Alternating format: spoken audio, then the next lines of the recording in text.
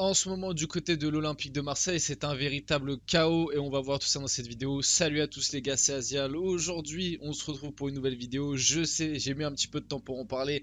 En ce moment, il y a beaucoup d'actu autour du foot, il y a beaucoup de choses qui se passent. Le retour de la LDC, les matchs de Coupe d'Europe, les matchs de championnat, les actus diverses et variées dans le monde du foot. Mais c'est vrai que cette semaine, le club, en tout cas nous, sur le territoire français, qui a fait et de loin le plus parlé, ça reste quand même l'Olympique de Marseille. Pourquoi ?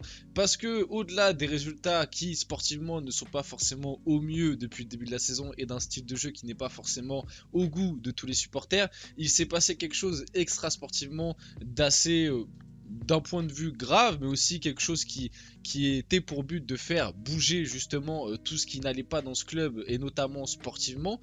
Le chaos, voilà tout simplement le chaos. Il y a eu des rendez-vous, des démissions, etc. On va tout voir dans cette vidéo, enfin voir un maximum parce que je vous cache pas qu'il y a eu tellement d'infos, tellement d'actu que je pense que je vais un petit peu séparer le cas Olympique de Marseille en deux parties. Je vais sortir d'abord cette vidéo pour concentrer principalement au début de l'histoire, c'est-à-dire d'où c'est parti un petit peu, qu'est-ce qui s'est passé.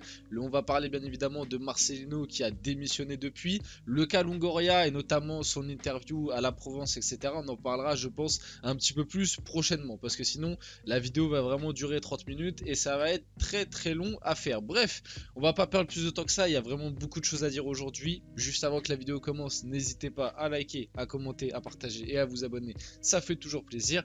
Et passons directement au vif du sujet de la vidéo. Je trouvais ça important de repartir vers là, parler du cas Asdin Ounahi parce que c'est un petit peu ça, même si c'est pas le facteur principal, mais c'est vrai que nous, en tout cas à notre échelle de suiveurs de foot, c'est un petit peu ça qui a fait le déclenchement de tout ce qui a suivi.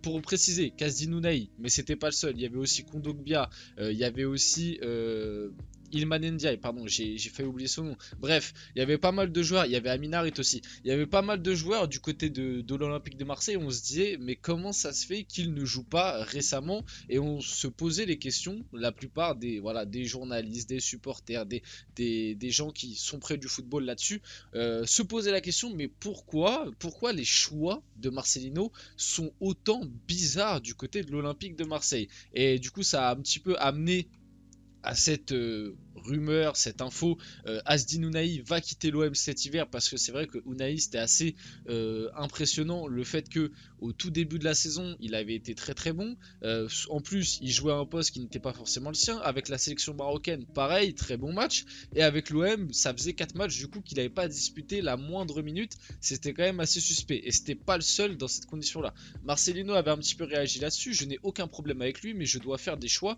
je mets toujours sur le terrain les joueurs qui pourront être compétitifs, ceux qui s'entraînent le mieux. Donc là en gros il laissait paraître peut-être que du côté d'Ounahi la compétitivité ou le fait qu'il s'entraîne bien n'était pas forcément le truc qui ressortait. Ce qu'il doit faire c'est continuer à faire les efforts à l'entraînement chaque jour pour nous convaincre et montrer qu'il peut être un joueur de plus à utiliser en match. Bref, cette déclaration de Marcelino a enchaîné, a continué d'approuver un petit peu le fait que les choix faits par sa part du côté de l'Olympique de Marseille étaient assez suspects, assez bizarres, ce qui a amené du coup à un petit peu tout ce qui a amené par la suite. Certains leaders de groupes de supporters de l'OM en colère ont demandé aux dirigeants de vite démissionner durant une réunion qui s'est tenue ce matin. Donc la réunion était lundi. On ne voit pas le ballon, pardon. On a honte, vous ne respectez pas, ont-ils lancé. La gestion des cas Payet, Mandanda ou Guendouzi, des joueurs appréciés par les supporters, a aussi été reprochée, tout comme le départ d'Alexis Sanchez. Également, les changements incessants de joueurs et d'entraîneurs à chaque saison.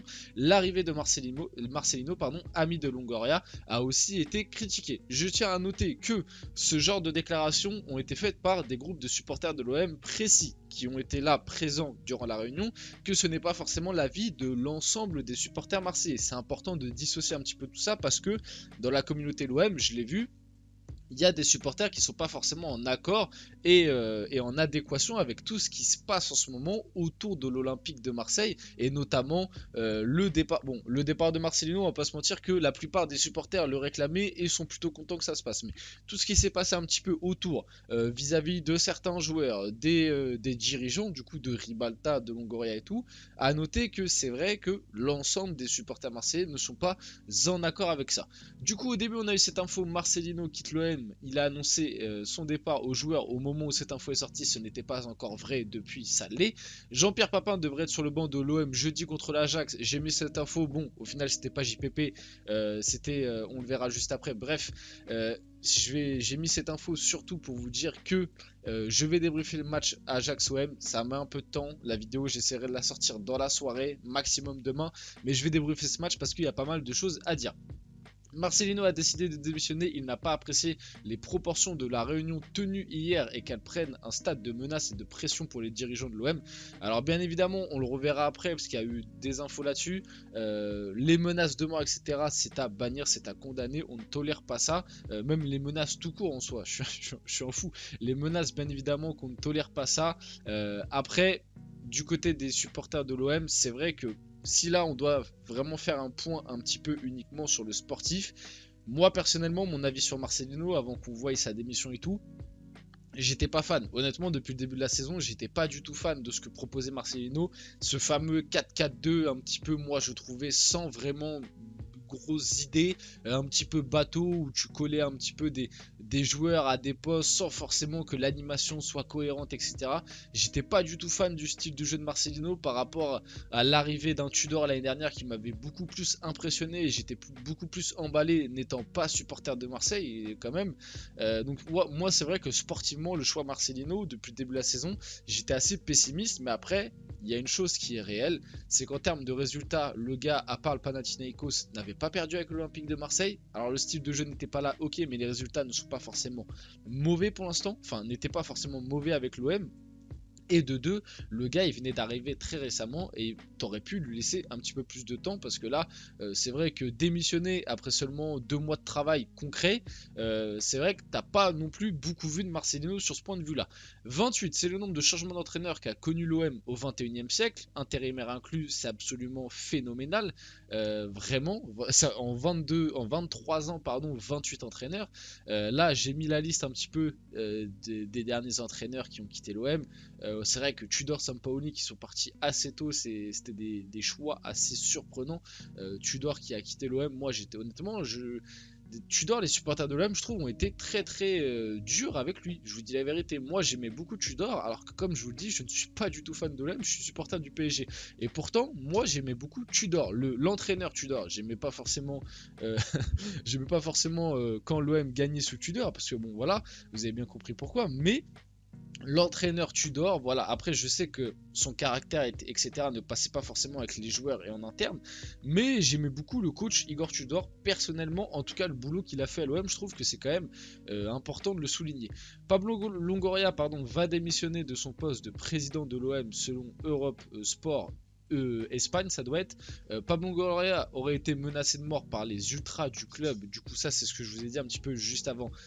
À noter que pour l'instant j'ai pas d'infos moi-même, mais de ce qu'on entend de la part de la plupart des journalistes et de ceux proches de l'Olympique de Marseille, c'est vrai que Longoria durant la réunion avec les ultras du club, il y aurait eu des menaces, très graves, mais ça ne serait pas allé aussi loin que à la menace de mort. Moi personnellement j'ai pas d'infos, je vous dis un petit peu ce que j'ai entendu, est-ce que c'est vrai, est-ce que c'est pas vrai, j'ai pas plus d'infos là-dessus. L'avenir de Pablo Longoria est incertain, annonce RMC Sport. Concernant Marcelino, il lie surtout son destin à celui de Longoria, bon depuis il est parti. Si Longoria part, alors Marcelino estime qu'il n'aura plus rien à faire à l'OM, il n'y a encore rien de définitif. Et c'est vrai que c'est un truc dont on peut parler, est-ce que du coup comme Longoria est finalement comme Marcelino est finalement parti, est-ce que Longoria son avenir n'est pas déjà tout tracé à l'heure actuelle?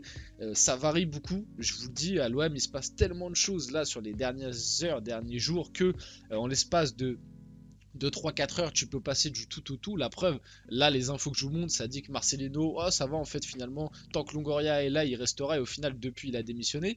Regardez, Marcelino n'a pas présenté sa démission, assure l'entourage du technicien, cela ne serait pas dans ses intentions, il n'aurait pas non plus convoqué ses joueurs pour l'en faire part, il aurait simplement confié à un joueur croisé dans les couloirs de la commanderie que sa présence n'aurait plus de sens si Longoria partait. Vous voyez, ce genre d'infos sortait alors que depuis il est parti. Donc c'est pour vous dire et c'est pour pour vous montrer que du côté de l'OM, à l'heure actuelle, vraiment, limite, tu peux te baser sur aucune info. Parce que une info peut sortir et 2 heures après, tu peux avoir son contraire qui peut arriver. Et ça peut vite changer, quoi. Pablo Longoria ne démissionnera pas. Le président marseillais affirme en privé qu'il reste à l'OM après avoir pensé la nuit dernière à quitter le club. Depuis, la situation a quand même pas mal changé. Il y a eu la fameuse interview donnée à la Provence. On en parlera dans une autre vidéo parce que je trouve que tu peux dédier une vidéo concrète juste à cette interview tellement il y a des choses à redire, etc. Vite fait aussi, avant de passer aux suites des infos, pour parler un petit peu du travail de Pablo Longoria.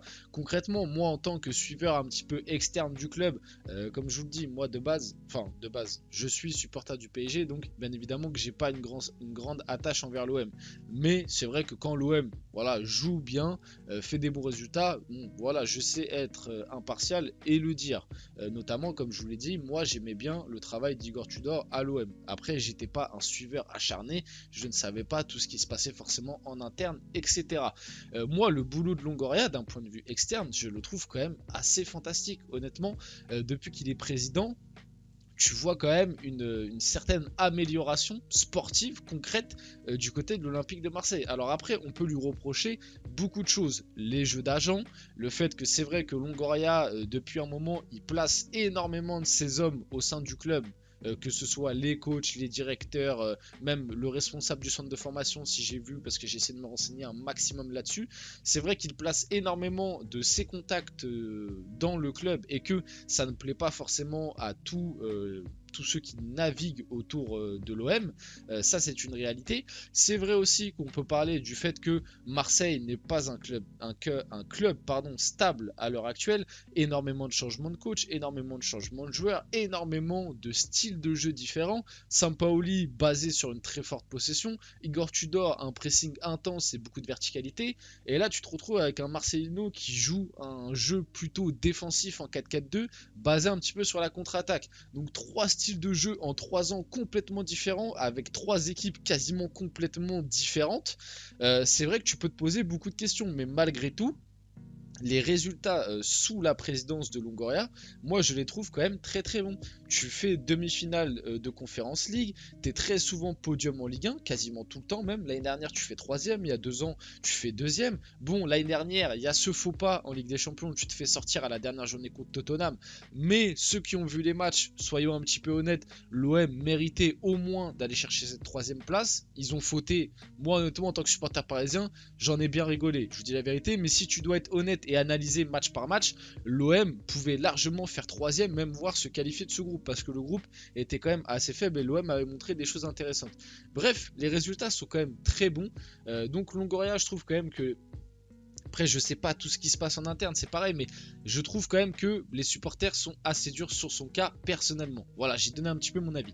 Les dirigeants de l'OM, Longoria, Ribalta, donc le directeur football, Tessier, Irundo, se mettent en retrait de leurs fonctions à l'heure actuelle. Le directeur de l'OM croit en une relation transparente et régulière avec ses supporters et tout le monde au club, joueurs, staff et direction, considère que les critiques font partie intégrante du rôle et de l'honneur de représenter l'OM sur et en dehors du terrain. En revanche, le directeur de l'OM ne peut accepter les menaces personnelles et ça on est tout à fait d'accord. Ses membres ne peuvent tolérer des attaques individuelles et toute forme de diffamation publique infondée. Une relation basée sur l'intimidation ne peut garantir les conditions minimales acceptables pour que le directoire du club puisse continuer à s'investir dans la transformation de l'OM. Sur ça je suis tout à fait d'accord personnellement.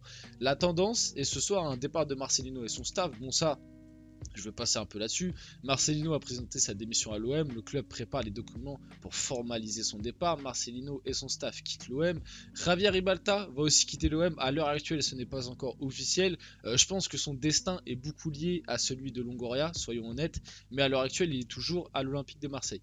Marcelino quitte l'OM avec effet immédiat. Pancho Aberdonado, pardon, j'ai du mal avec son nom. Du coup, c'est lui qui a tenu l'intérim lors de Marseille-Ajax.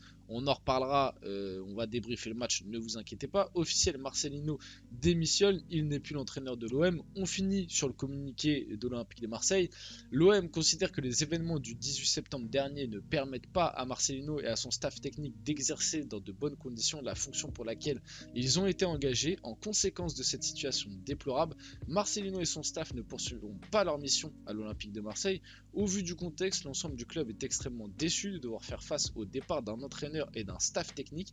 Arrivé à Marseille seulement le 23 juin et pleinement engagé auprès du club pour des raisons extra-sportives. Voilà, j'en ai fini un petit peu là-dessus. Bien évidemment, il y aura d'autres vidéos à faire, il y aura d'autres choses à dire par rapport à toute la suite, notamment l'interview de Longoria que je trouve assez intéressante. C'est la première partie de cette vidéo, j'espère qu'elle vous a plu. Si c'est le cas, n'hésitez pas à la liker, à commenter et à partager. C'était Azial, à vous abonner aussi. C'était Azial et on se retrouve très rapidement pour une prochaine vidéo.